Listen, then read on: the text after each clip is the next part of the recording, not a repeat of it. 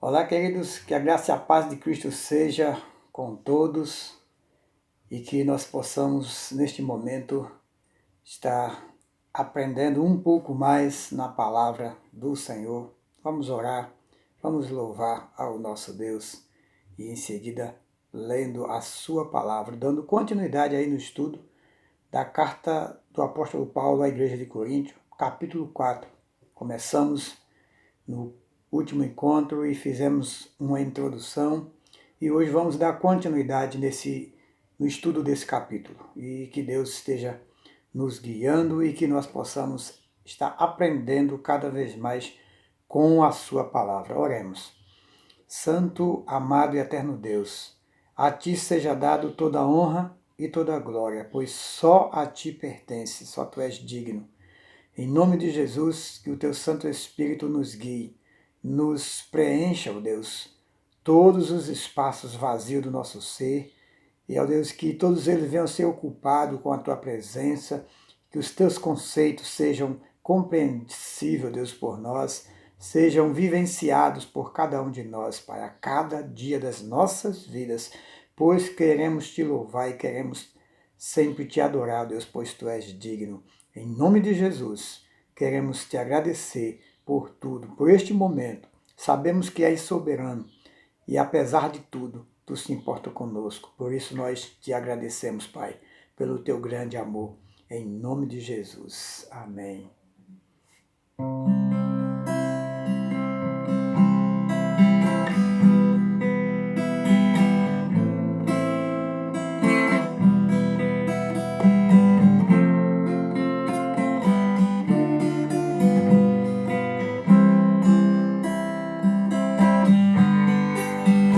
Tu és soberano sobre a terra, sobre os céus, tu és Senhor absoluto.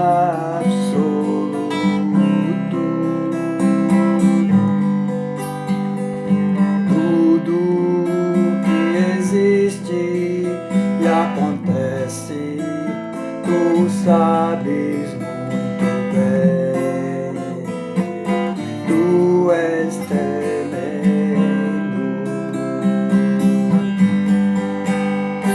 tu és soberano sobre a terra, sobre os céus, tu és Senhor absoluto.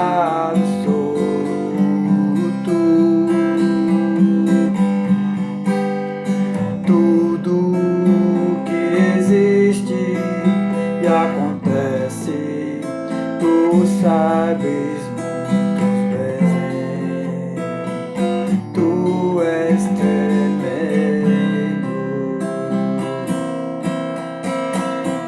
E apesar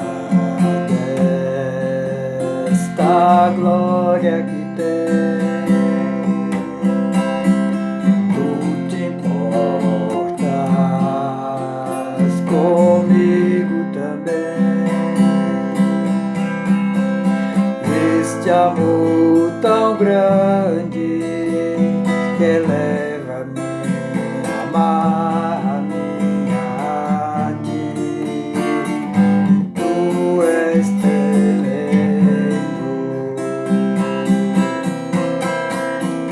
E apesar desta glória que tem, tu te importas comigo também. E este amor tão grande que eleva-me, amar-me a ti. Tu és tremendo.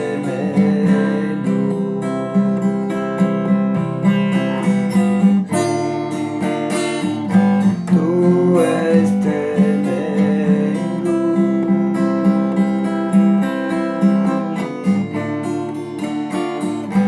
Tu és tremendo.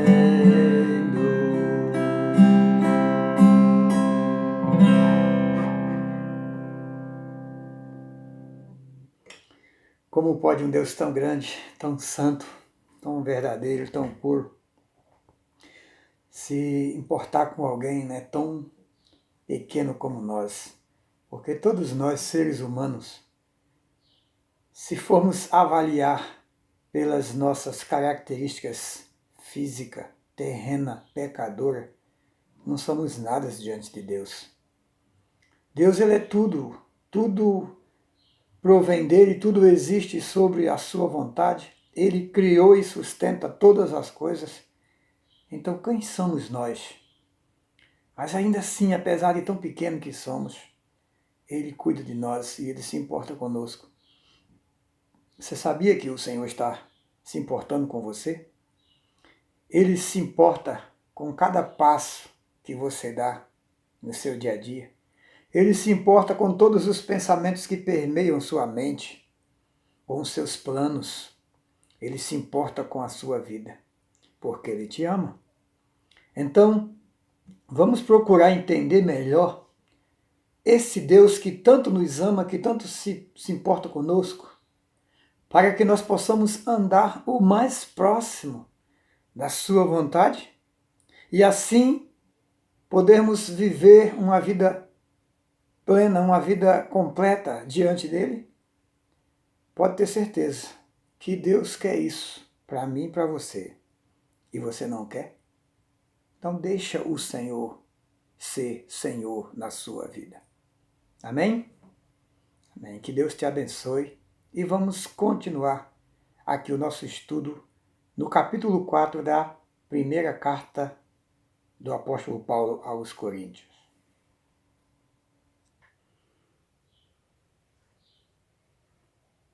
Muito bem, meus amados, nós paramos no último encontro exatamente falando sobre a questão do servo, né? E o apóstolo Paulo, ele começa este capítulo 4 falando sobre esta questão de ele, tanto ele quanto todo aquele que serve ao Senhor, que for chamado para servir o Senhor, devendo esse ser visto como servos de Cristo, no sentido de que um servo aqui, ele é muito mais profundo, né? O aspecto de ser servo aqui é muito mais forte do que nos dias atuais. É lógico, nós sabemos que um servo é aquele que serve alguém, né? Aquele que está a serviço de alguém. Mas hoje, né, o contexto do servo hoje tem assim um significado mais, digamos, muito mais leve do que no contexto aqui de Paulo. Hoje, um servo que a gente pode atribuir a um empregado tem os seus direitos, tem voz, né? Ele pode questionar, pode muitas das vezes até escolher a quem vai servir. E naquela época não tinha muito disso não. Naquela época o servo, ele era visto como uma propriedade de alguém que mandava sobre ele, decidia sobre ele. Então o apóstolo Paulo, ele se coloca aqui diante da igreja como um servo, que todos devessem ver, tanto ele quanto Apolo, quanto Pedro, ou os outros apóstolos, ou qualquer outro que foi chamado, né, para servir o Senhor, deveria ser visto, né, pela igreja de Corinto como servo. Tanto é que ele diz, no versículo 1, assim os homens devem nos considerar servos de Cristo, encarregados dos mistérios de Deus. Além disso, o que se requer de pessoas assim, encarregadas, é que sejam encontradas fiéis. Logo, isso denota o quê? Uma responsabilidade, um compromisso muito grande de alguém que tinha a missão de servir. Tá certo? Então a gente não pode jamais perder isso de vista. E quando nós procuramos entender melhor a questão do servo, né, dentro do ponto de vista aqui do apóstolo, né, o seu contexto, a gente precisa avaliar dentro do contexto, né, da linguagem, perdão, do grego, né, que era a origem digamos assim, a fonte original daquela época, né? Era se traduzido de acordo com o que o grego entendia ou explicava o significado de cada palavra dentro do grego. E assim, no caso aqui o grego, a pronúncia dessa palavra servos era hiperetes, que tem como tradução encarregado. Alguém que está encarregado de alguma coisa. Eperetes, encarregado, significa isso. E o outro sentido dessa palavra também no grego é oikomos, que tem como tradução escravo. Um escravo que administrava casa ou negócio no lugar do seu senhor. E isso implica em grande responsabilidade, o que se faz necessário a todo servo ser inteiramente fiel à missão que recebeu, podendo assim se apresentar ao Senhor como mordomo fiel, se assim ele trabalhasse, né, com diligência, com responsabilidade, né, com precisão.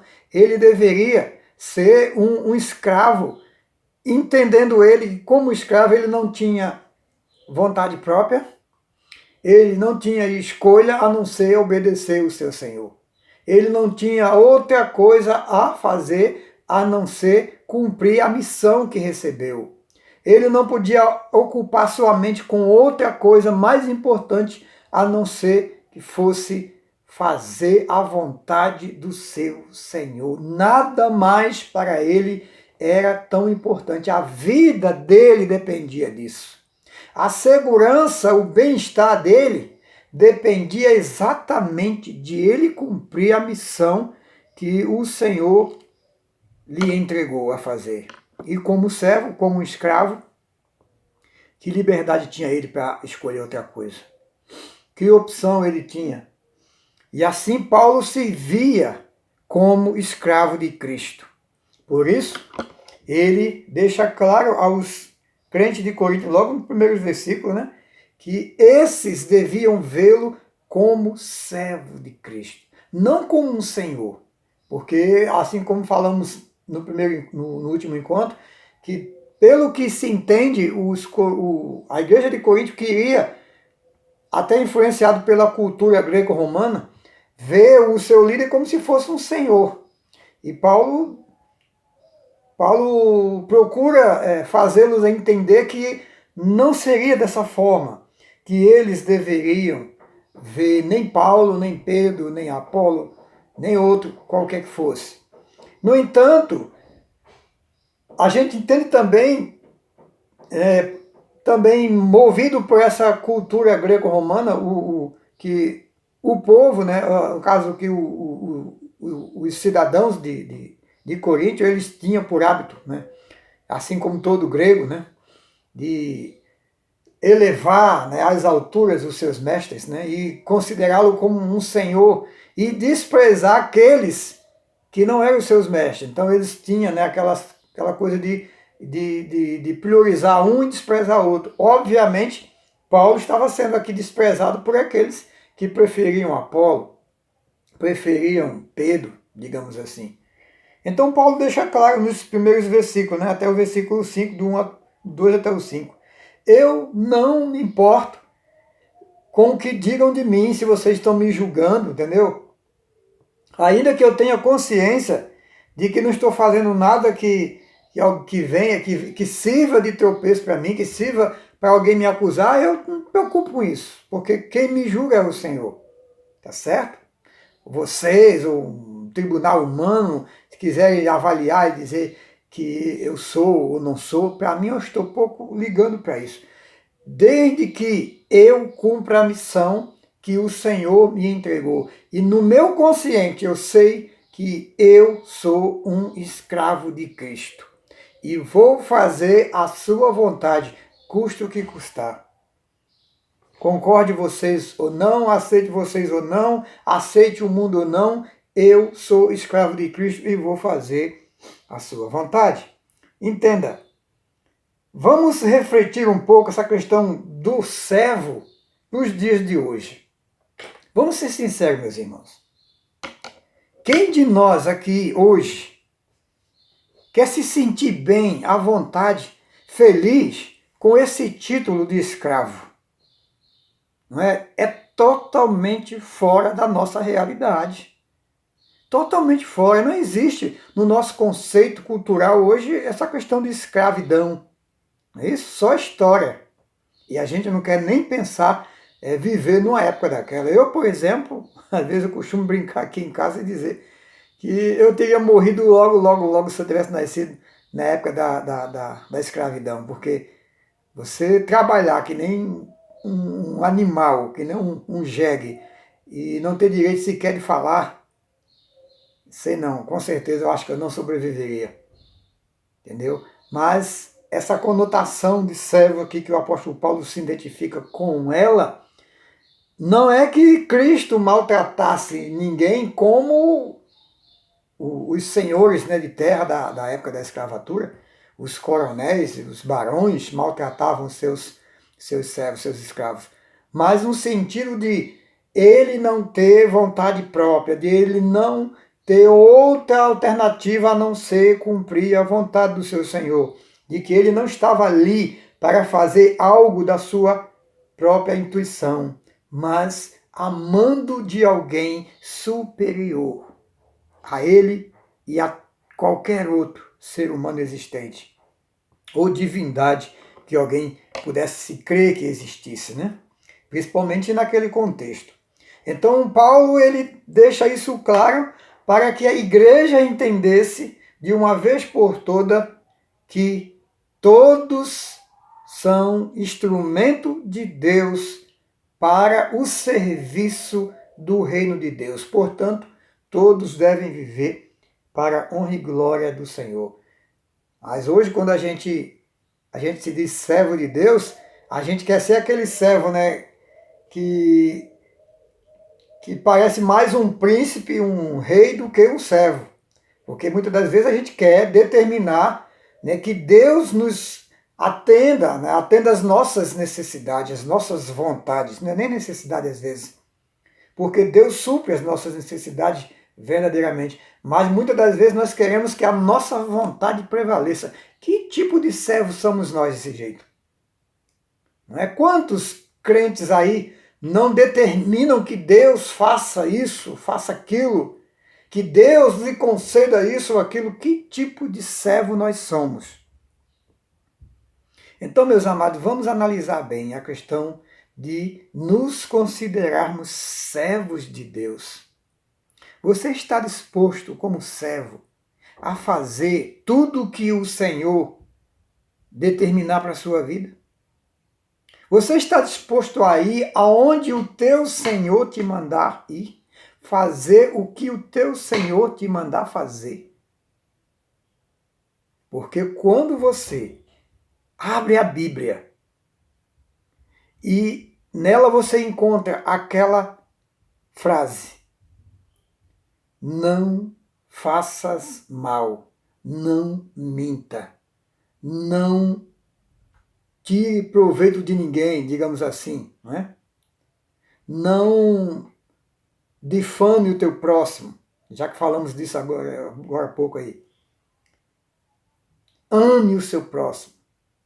Faça para os outros aquilo que você gostaria que fizesse por você. Olha, Jesus que ensinou isso lá em Mateus. E a gente simplesmente vê essas coisas e simplesmente ignora. Obedeçam às leis constituídas. Onde é que está isso? Romanos 13. E quantos crentes querem viver passando por cima das leis? Sejam elas quais forem. Sejam leis de trânsito, seja leis, todo tipo de lei que constitui aí a Constituição, né, que compõe a Constituição do nosso país. Então, meus amados, nós precisamos analisar melhor essa questão de ser servo, ser submisso ao Senhor. É o Senhor quem manda, é Ele quem determina, é Ele quem define, não sou eu, por mais inteligente que eu seja. Não estou dizendo que eu sou tão inteligente, mas assim, um exemplo. né? Então, meus amados, fiquem atentos. E a gente segue aqui, né, no texto, no capítulo 6, que tem como subtítulo o orgulho dos coríntios e a humildade do apóstolo. Então o apóstolo ele procurou ser humilde e de fato ele agia com humildade para que a igreja aprendesse a viver na humildade, porque Deus rejeita os arrogantes, os soberbos, resiste os soberbos, porém dá graça aos humildes. Isso é bíblico. Me perdoe agora não saber qual o endereço, mas com certeza é uma passagem bíblica. Deus rejeita os soberbos, ou resiste, né, e dá graça aos humildes. Então seja humilde. Não se ache o tal diante de ninguém. Deixa que Deus faça acontecer em você aquilo que Ele quer que vejam em você. E aí não precisa nem você falar, as pessoas verão na sua vida. Irmãos, apliquei essas coisas a mim e a Apolo por causa de vós, para que aprendais, por nosso intermédio, a não ir além do que está escrito, de modo que nenhum de vós se encha de orgulho em favor de um contra o outro. Ora, não era o que estava acontecendo lá em Coríntio? Eu sou de fulano, eu sou de Beltrano, fulano é melhor, Beltrano é pior, não serve, não serve. Ou então mesmo eu sou melhor do que ele, então para que eu vou ouvi-lo? Para que eu vou dar atenção a ele? Paulo está dizendo aqui, ó, cuidado com essas coisas.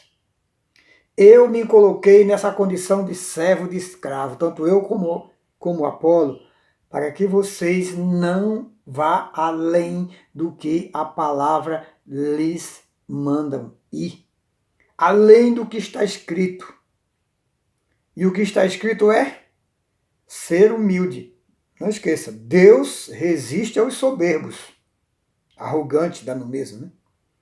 Porém dá graça aos humildes. Não se sinta o tal. Sinta-se dependente de Deus para tudo, para que Ele te use conforme Ele quer, para a honra e glória do seu nome. Afinal de contas, eu e você fomos feitos para isso, fomos salvos para isso.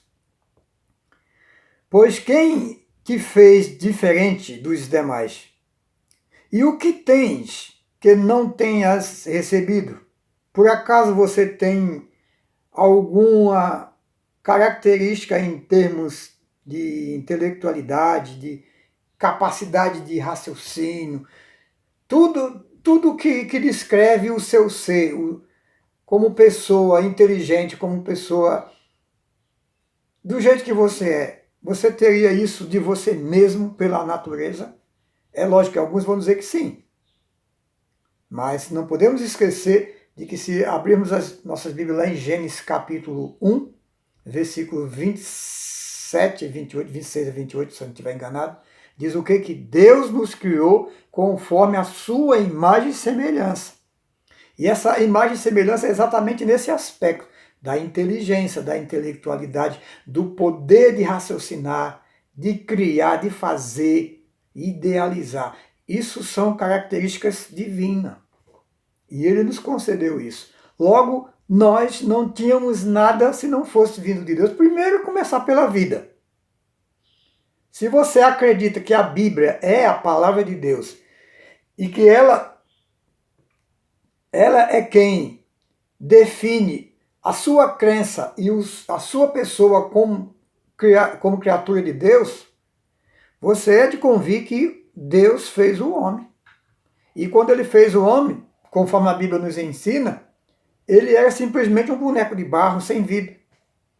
Para que ele tivesse vida, ser o homem que é, o que aconteceu? O Senhor deu do seu próprio fôlego a essa imagem de barro que ele construiu, esse boneco de barro, soprando nas suas narinas o fôlego da vida, e diz as Escrituras que o homem se tornou alma vivente. Daí ele tem condições de se conectar com Deus, de entender, até de ouvir, mesmo no silêncio. Ele sabe que Deus está falando com ele, mas para isso você precisa de algo. Sem esse algo em sua vida você não vai conseguir ouvir Deus, você não vai conseguir sentir Deus. E este algo chama-se o Espírito Santo. E você só recebe ele quando você, por intermédio dele, reconhece que você é pecador, que você confessa esses pecados ao Senhor, você sabe quem é Deus, sabe quem é você, e você confessa esses pecados ao Senhor, pedindo a Ele que venha morar em você, que seja o seu Senhor. E aí, a partir desse momento, você passa a ouvir e a compreender a voz de Deus, através da escrita, na Bíblia, ou até mesmo quando Ele fala diretamente à sua alma. Isto é possível acontecer, meu amado. Se você que é crente ainda não experimentou o gozo de sentir a presença de Deus e de ouvir a voz dele, eu digo a você que você precisa buscar ter esses momentos com Deus. Isto determina tudo sobre sua vida, isso faz toda a diferença. Faz toda a diferença. Então ninguém tem de si nada se não for dado por Deus, é o que o apóstolo está dizendo aqui. Então por que se gabas? Por que se acha que é o tal? Por que se acha que é melhor do que outro? Por que se orgulha do que tens, como se ninguém tivesse te dado? Ora, se dependesse de você, dependesse de mim, nem vida a gente tinha. Logo, tudo provém do Senhor. Tá certo? E eis aí, quero abrir aqui um parente e falar até sobre isso, muito embora muitos não concordem. Lamento, mas eu tenho que dizer, é verdade. Diante disso aqui, diante desse conceito, dessa realidade, é que um cristão verdadeiro que ama o Senhor, que quer obedecê-lo, que entende quem ele é, que tudo que tem e que é vem do Senhor, é diante disso aqui, desse consentimento, que esses crentes não têm nenhum problema, nenhuma dificuldade de contribuir para a obra do Senhor, para que essa continue. Contribuir com o quê? Contribuir com a sua vida, com os seus recursos financeiros, com seus talentos, porque vieram de Deus. Se o Senhor fechar as portas, meu amado, você não vai conseguir nada em lugar nenhum. Então você tem o que tem, você é o que é, porque Deus assim te concede. Ele não precisa de nada da gente, não. O que nós fazemos aqui, de acordo com a palavra dele, é para o bem nosso mesmo, para que possamos ser abençoados e abençoar outras pessoas, assim como nós precisamos ser também. Ora, para que eu fosse alcançado, alguém investiu em mim, alcançado por Cristo. Para que você fosse alcançado por Cristo, alguém investiu em você. Então, para que outras pessoas sejam alcançadas por Cristo, você também precisa investir. Então, não seja negligente na contribuição para com a obra do Senhor. Porque Deus está vendo isso no íntimo do seu ser. E sabe por que você não faz. Se é que você não faz. Fique com essa palavra de alerta. Ok? Então, olha. E ele continua aqui no versículo 8 dizendo: já estáis satisfeitos? Já estáis ricos sem nós? Já enchestes? Ou melhor, já chegastes a reinar? Queria eu reinasse de fato. Queria eu que vocês reinassem de fato. Para que também nós reinássemos convosco. Quem me dera que vocês já fossem reis nos aspectos do conhecimento, da sabedoria, para que nós também nos alegrássemos e reinasse com vocês. Porque fomos nós quem plantamos essa riqueza em vocês. E hoje vocês acham que são melhor do que nós? Como assim? Não que Paulo esteja aqui reivindicando reconhecimento com ciúme deles, não. Não é nada disso, não. É para que eles aprendessem que eles não eram nada sem Deus. Tudo que tinha, tudo que eram, vinha do Senhor. E o versículo 9, ou melhor, é o 9 mesmo. Porque me parece que Deus colocou a nós, os apóstolos, como os últimos, como condenados à morte, pois nos tornamos nos tornamos em espetáculo para o mundo, tanto para anjos como para os homens. Somos um absurdo por causa de Cristo, mas vós sábios em Cristo. Somos fracos, mas vós fortes. Sois estimados e nós desprezados. Então, o apóstolo Paulo está falando aqui da realidade em que eles viviam na pele. Motivo de escárnio, motivo de deboche pela sociedade, desprezados, sem o luxo que muitos querem, né, viver na riqueza, no conforto. Agora eu pergunto, qual crente hoje que se diz servo de Deus, principalmente quando se trata dos líderes, né? Porque tem muitos líderes aí que querem reinar sobre as pessoas, querem sentar em tronos de ouro, querem, né, parecer aí o rei Salomão. Eu tenho pena dessas pessoas. Porque quando eu olho para esses homens aqui, os homens que fizeram história no reino de Deus, foram os homens que não viveram no meio desse luxo. Ah, mas o que dizer de Salomão? Salomão é exceção. Ah, Davi também é uma exceção. Eles eram rei, é diferente. É diferente. Eles eram rei. Então, um rei, é evidente que um rei tinha que ter poder, tinha que ter recursos naquele momento. Até porque eles eram um governador de um país, de um estado, digamos assim. Mas eles não podiam ter além do que deviam. Na lei, se você ler a lei de Moisés, a recomendação de um rei é para que ele não fosse avarento, para que ele não acumulasse tesouros para si, porque isso o corromperia, e era o que acontecia constantemente. Muitos dos reis, a maioria dos reis de Judá e Israel, foram corruptos, fizeram o que era mal aos olhos de Deus, por quê? Porque deixavam se levar pelas riquezas, a ganância.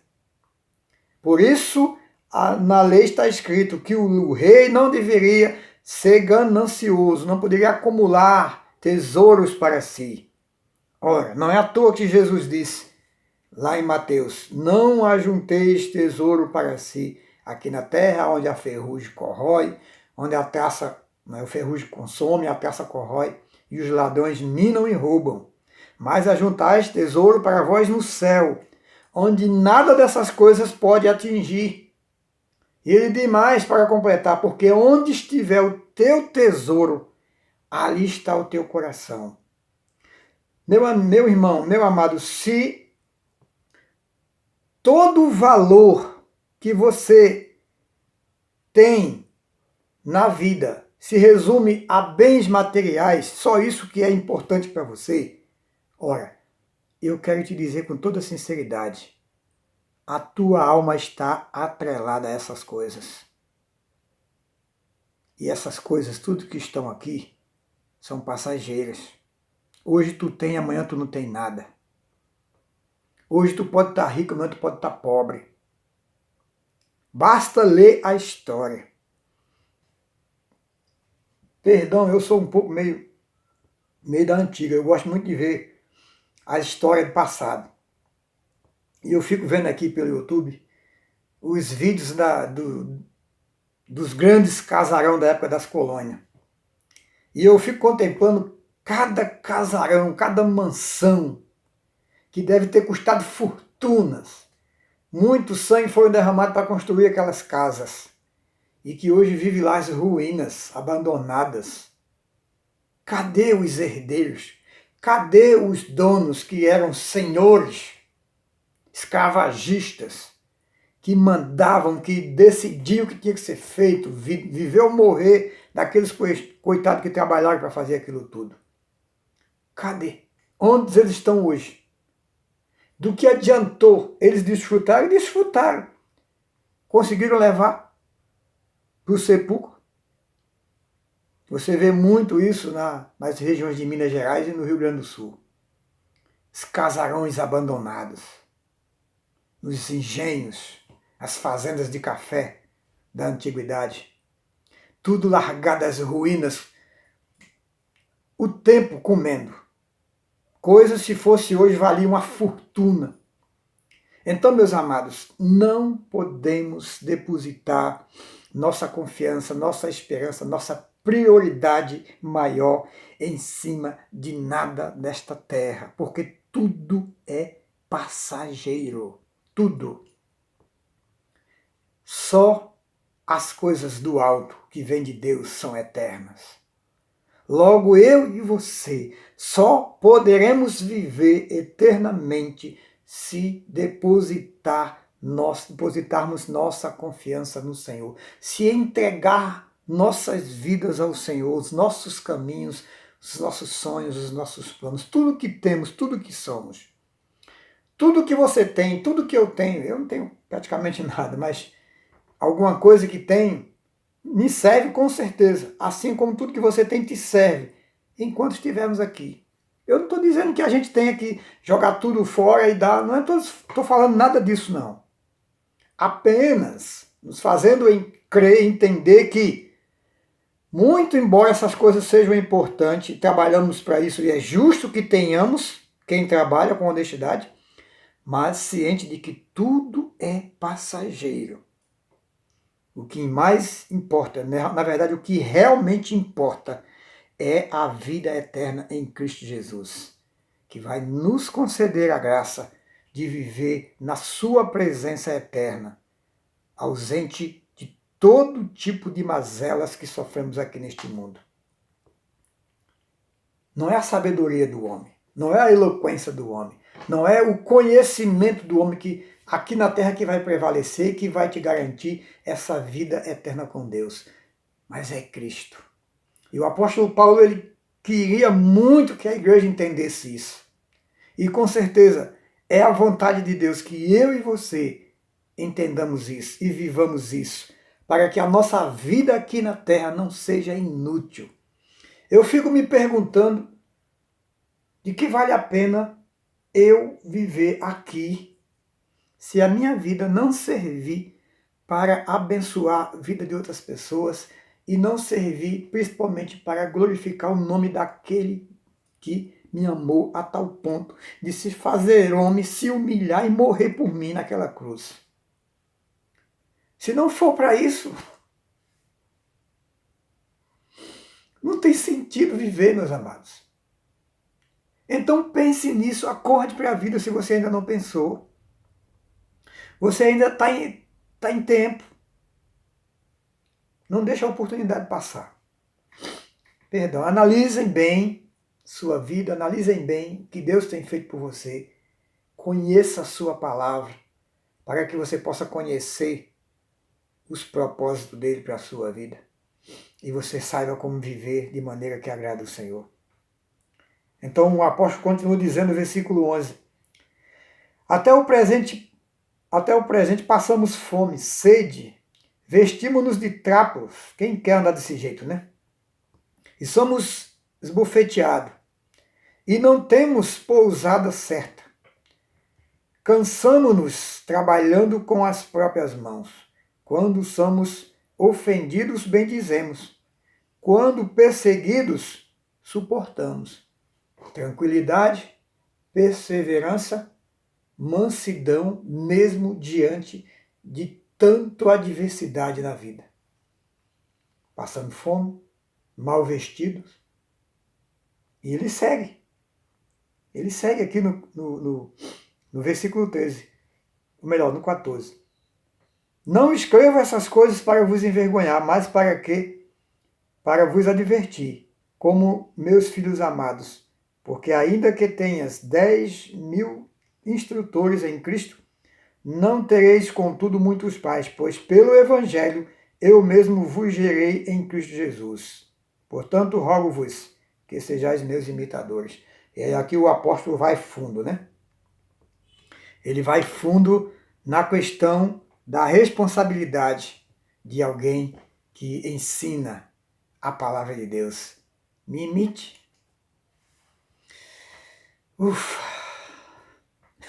Imite a mim, faça o que eu faço e você não se arrependerá. Meu irmão, quantos de nós temos moral para falar isso para alguém? Siga-me, porque eu sigo a Cristo. Faça o que eu faço, porque eu faço o que Cristo me mandou fazer. Temos condições de falar isso para alguém? Vamos refletir sobre isso. O apóstolo Paulo disse aqui, imite-nos, imite a nós. Porque quando eu digo para vocês que nós somos a escória da sociedade, somos os piores aos olhos dos homens, não é para que vocês fiquem envergonhados não. Poxa vida, nossos líderes são uns maltrapilhos, é um Zé Ninguém. É para que vocês entendam que o nosso reino não é neste mundo, assim como disse Jesus, quando interrogado pelas autoridades da época. Pilato perguntando para ele, não sabes que eu tenho poder para te soltar, para fazer qualquer coisa? Jesus, nenhum poder seria te dado se não viesse do céu. Perguntaram para ele se ele era rei, o que ele responde? Como tu disse, eu sou rei, mas o meu reino não é deste mundo. Se fosse deste mundo, ele rogaria ao Pai, e o Pai enviaria milhares, legiões de anjos para os livrar. Mas o reino dele não é deste mundo. Ele veio para cumprir a missão, que é de nos resgatar. Assim como a missão que o Senhor cumpriu, que a gente não tinha condições de fazer, que é dar a alguém condições de salvação, ele deixou que nós agora, comissionados desta missão, propague ela às pessoas, para que elas conheçam que Jesus Cristo é o Salvador, o único que vai conceder ao homem o direito de viver a vida eterna na presença do Senhor, no paraíso. Eu e você somos esses responsáveis. Para que isso aconteça, devemos nos esvaziar de nós mesmos. Devemos permitir que os conceitos do mundo fiquem no passado e que possamos entrar dentro dos conceitos de Deus. Viver. Então, querido, não é vergonha ser pobre. Também não tem nenhum problema de ser rico. Mas não é vergonha você ser crente, ser um servo de Deus, ser um pastor e ser pobre, porque muitos não querem ser pobre.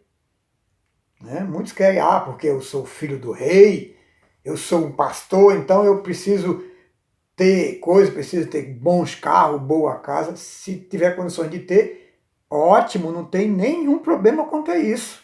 Se eu pudesse também eu teria. Mas também não estou nem um pouco preocupado em ter essas coisas. Porque eu sei que isso não é a essência da presença de Deus na minha vida. A essência da presença de Deus na minha vida está em eu obedecer o Senhor e cumprir a missão que Ele me deu. Tá certo? E a gente segue aqui. E com certeza eu vou deixar para concluir isso aqui no próximo encontro. A gente vai parar por aqui, infelizmente o tempo não nos ajuda. Essa era a posição que Paulo se coloca. É a posição que Paulo se coloca diante da igreja, no intuito de ensinar a dinâmica do reino de Deus.